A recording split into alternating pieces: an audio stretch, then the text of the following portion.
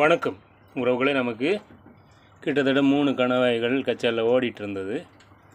அப்புறமா நாம் 3 கணவாய் பிடிச்சிருக்கோம். அதில் ஒன்று மறுபடியும் கச்சாலில் விட்டுட்டோம். இப்போ கச்சாலில் 4 கணவாய்கள் இருக்குது. நம்ம பார்க்குற மீன்கள் எல்லாம் நம்ம இரையாக கொடுத்த மீன்கள் தான்.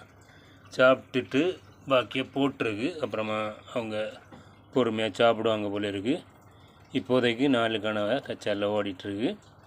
அப்புறம் நாம் இன்றைக்கி இப்போ பிடிச்ச 3 கணவாயில் 2 கணவாய் பக்கெட்டில் தான் இருக்குது.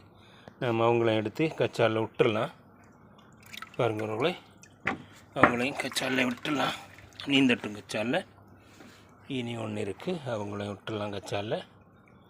பாருங்கள், நமக்கு அருமையாக கிட்டத்தட்ட 6 கணவாய்கள் கச்சாலில் நீந்திட்டுருக்கு. பாருங்கள், ரொம்ப பெருசெல்லாம் இல்லை, இருந்தாலும் பரவாயில்ல. கிட்டத்தட்ட 1/2 கிலோ 3/4 கிலோ சைஸாக இருந்தாலும் கிட்டத்தட்ட 6 கணவாய்கள் நமக்கு கிடச்சி அவங்க நீந்திட்டுருக்காங்க. அவங்களுக்கு தேவையான சாப்பாடும் பக்கத்திலே கிடக்கு.